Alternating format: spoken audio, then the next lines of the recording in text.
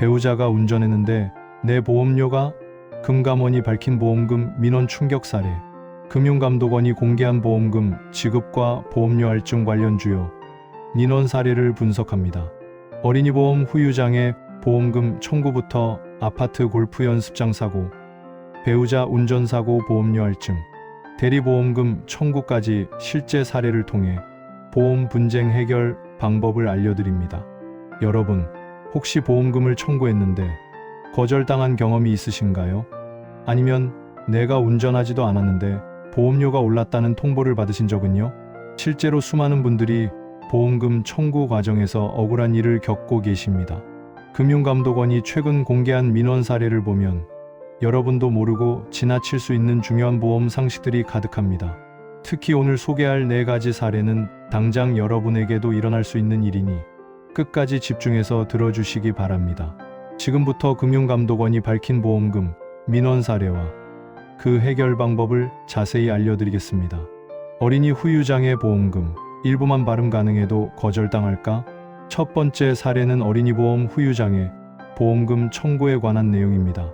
A씨의 자녀는 뇌질환으로 발달 지연을 진단받았고 장기간 언어치료와 신경발달 중재치료를 받았습니다. 치료 과정에서 말하는 기능과 관련해 영구장애 진단을 받았고 A씨는 당연히 어린이보험을 통해 후유장애 보험금을 청구했습니다. 하지만 보험사의 답변은 거절이었습니다. 보험사 측은 A씨 자녀가 양순음, 치조음, 구개음, 후두음 등 4종의 어음 중 일부 자음 발음이 가능하기 때문에 영구적 장애로 보기 어렵다고 판단했습니다. 예를 들어 무, 바, 팜 중에서 팜 발음은 가능하다는 이유였습니다. 그러나 금융감독원의 판단은 달랐습니다. 금감원은 어음 내 일부 자음만 발음이 불가능해도 해당 어음 발음이 불가능한 것으로 볼 수 있다고 결정했습니다. 즉, 양순음 중 일부만 발음할 수 없어도 양순음 전체를 발음 불가능으로 해석해야 한다는 것입니다. 장기간의 치료 기록과 검사 결과를 종합했을 때 영구적 장애가 있다고 보고 보험사에 보험금 지급을 명령했습니다. 이 사례는 보험금 청구 시 의학적 판단 기준이 얼마나 중요한지 보여줍니다. 아파트 골프 연습장 사고, 시설 하자 없어도 보험금 받을 수 있다? 두 번째는 시설 소유관리자 배상책임보험과 관련된 사례입니다. B씨는 아파트 내 골프 연습장을 이용하던 중 낙상사고를 당했습니다. B씨는 배상책임보험사에 사고, 보험금 지급을 청구했지만 보험사는 거절했습니다. 시설물에 하자가 없었기 때문에 아파트 입주자 대표회의의 배상책임이 성립하지 않는다는 이유였습니다. 여기서 중요한 포인트가 있습니다. 아파트 입주자 대표회의는 시설 소유관리자 배상책임보험에 가입하면서 구내치료비 특약을 추가로 가입한 상태였습니다. 이 특약은 시설에 하자가 없어도 영업장 내 사고로 제3자가 다쳤을 때 치료비를 한도 내에서 보상하는 상품입니다. 금융감독원은 B씨의 손을 들어줬습니다. 일반적인 배상책임보험은 피보험자의 법률상 배상책임이 있어야 보험금이 지급되지만 구내치료비 특약은 배상책임이 성립하지 않더라도 해당 시설 내에서 사고 발생, 사실만 확인되면 피해자가 실제 발생한 치료비를 보험금으로 청구할 수 있습니다. 여러분이 자주 이용하는 시설의 배상책임보험에 구내치료비 특약이 포함되어 있는지 확인해 보시는 것이 좋겠습니다. 배우자가 사고 냈는데 내 보험료가 오른다고? 세 번째 사례는 많은 분들이 궁금해하실 보험료 할증 문제입니다. C씨는 자동차 보험에 가입하면서 배우자 한정운전 특약에 가입했습니다. 이 특약은 자동차 소유자뿐 아니라 배우자나 가족도 운전할 수 있도록 하는 상품입니다. 그런데 C씨의 배우자가 C씨 차를 운전하다가 사고를 냈고 C씨는 보험사로부터 보험료 할증 통보를 받았습니다. C씨는 당연히 억울했습니다. 실제 사고를 낸 사람은 배우자인데 왜 피보험자인 본인의 보험료가 오르는지 이해할 수 없었습니다. C씨는 금융감독원에 분쟁 조정을 신청했지만 금감원은 보험사의 손을 들어줬습니다. 그 이유는 자동차 보험의 구조 때문입니다. 자동차 보험은 실제 운전자가 아닌 피보험자를 기준으로 사고를 평가해 할인과 할증 보험료를 산출합니다.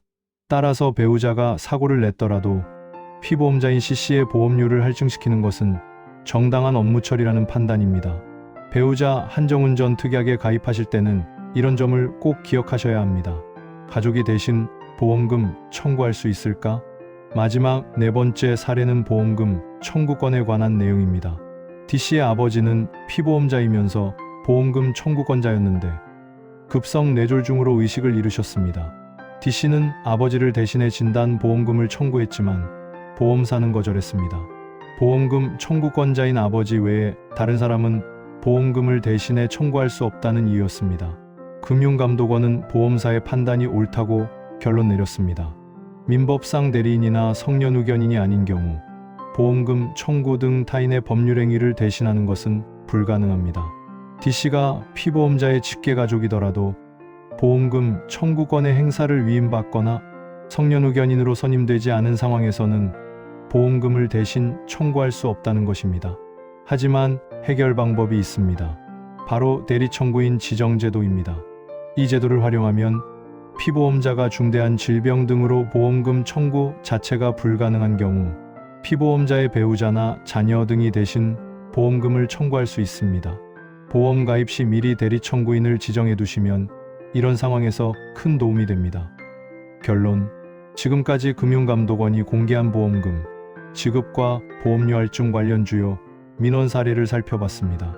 어린이 후유장애 보험금은 일부 발음만 가능해도 영구장애로 인정받을 수 있고 군의 치료비 특약이 있으면 시설하자 없이도 보험금을 받을 수 있습니다.